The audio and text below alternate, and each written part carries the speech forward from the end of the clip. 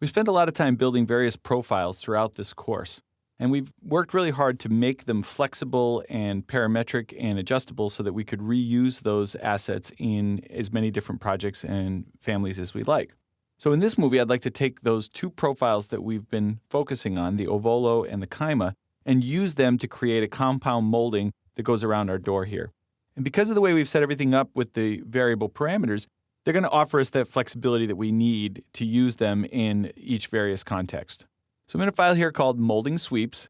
And if we look over at my Families branch of the project browser, you can see that I have my chyma with fillet and my ovolo with fillet profiles loaded. And we're going to be using those to create our sweeps. Now, I'm going to work here in the 3D view for the time being. And I'm going to go directly to the sweep command.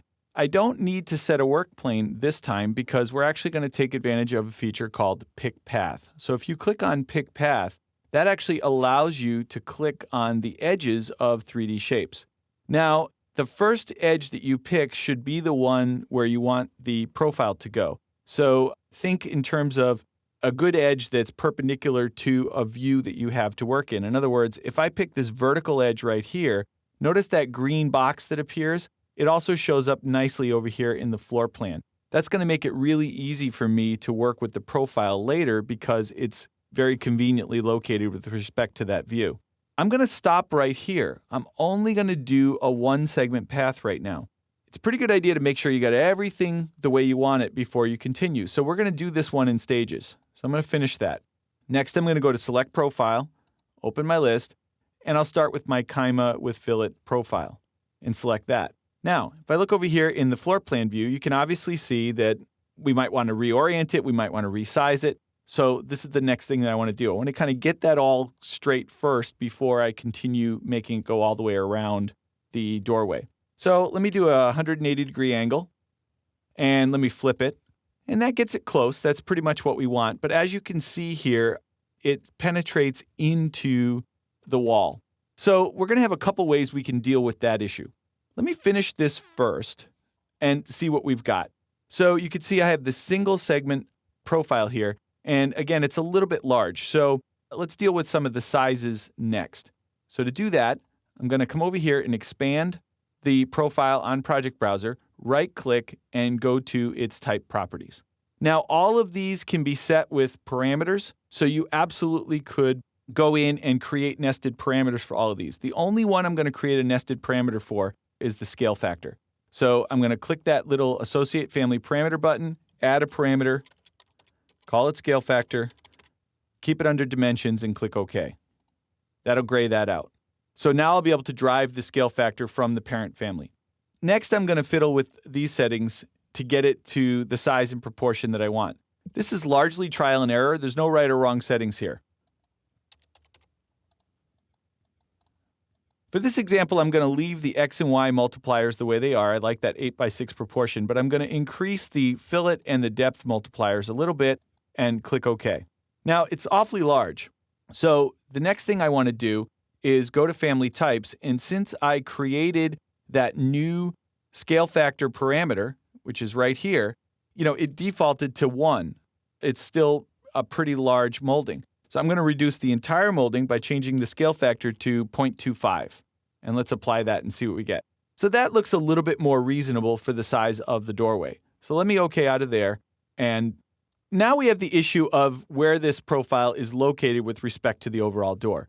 I actually am going to build up a compound molding. So if you think about it, you could do this with the lumberyard. You can go to the lumberyard, you can buy a couple different pieces of molding, and you can build up a crown from several pieces of molding. That's exactly what we're going to do here at this doorway. So I want to take this chyma and I want to push it out of the way and allow room for the ovolo to come fit in the same spot. So to do that, I'm going to use the properties palette.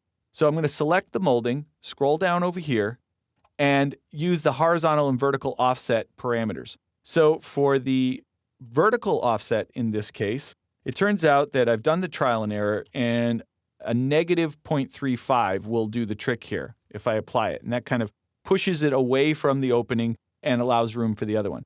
Now, for the other direction, I have the same option. I could do it with a horizontal profile offset. Now, I used a 0.8 depth multiplier, but remember that I'm reducing the whole thing by 0.25. So that means that I could actually put in 0.2 right here and click apply, and that would move the molding out to the face of the wall. So that is certainly one option.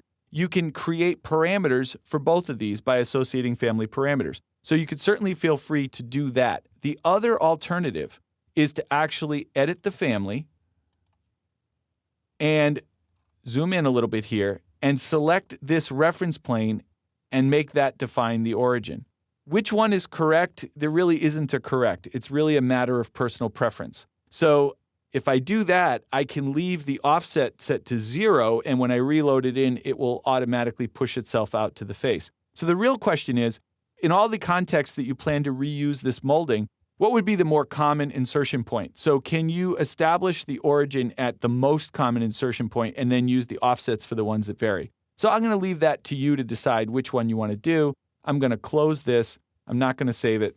And I'm going to move on to the Avolo molding. So we have the Kaima position where we want. I need to repeat the process. You might be tempted to do a copy and paste here and then just change the settings. But when you use the pick path, you have to explicitly pick the edges each time. Otherwise, they will lose their association. So if you want it to stay associated with that edge, you've got to explicitly pick it. So again, I'm only going to pick the one edge. I'm going to select my profile. I'm going to use the Avolo, and then I'm going to configure its settings. It's also 180 degrees. It's also flipped. And I also want to associate its family parameters here. So I'm going to edit the properties, associate the scale factor with the same scale factor value, and change the settings of the fillet and depth multipliers. So I'm going to make that one 0.6 and this one 0.1. Let's click OK. And now you can see here in the plan view in particular that it really fits nicely now into that little spot. Now, before you think that there's some sort of magic to figuring those numbers out, there really isn't. I just did those by trial and error. So you can do the same. But that's really the advantage of building those parameters into our moldings, is it gives you that flexibility where as you're designing, you can try different numbers until you're satisfied with the result. And then when you like what you've come up with, you can go with that. So I'm going to click Finish here. And that gives me my compound molding. But now what I want to do is make it continue around the whole door. So let me take this doorway and get it out of the way for a second. So I'm just going to hide that element with the temporary hide. I'm going to select either of my moldings here. It doesn't really matter which one. So I'm going to do the Kaima first because it's sort of the offset one. So it seems like that would be easier. Do Edit Sweep, Pick Path. I've already got this edge. That's fine. I'm going to choose Pick 3D Edges, and I'm going to add to it these additional edges around the doorway. When I click Finish and Finish again, it will continue that sweep all the way around the door. And I'll repeat that for the Avolo. Edit the sweep, pick path, pick 3D edges, add the missing edges, finish it, finish again. And as a final finishing touch, you can see here that it's clearly two objects. I'll do Join Geometry and join those two together. And now in the plan view, it looks as if it was created from a single piece of material. So that about wraps up our door. Now, of course, we could add the same kind of molding to the other side. And all I wanted to remind you of there is you do have to add each of those sweeps. You can't just simply mirror these to the other side, because when we flex this family, because of the pick lines that we did, the pick 3D edges, when I flex the size of this family, you can see the moldings stay attached to it. If you just mirror them to the other side, they'll lose that association. So we certainly want to make sure that you pick those. So I'll leave that to you as an exercise. I'm going to reset the temporary hide. That brings my door panel back.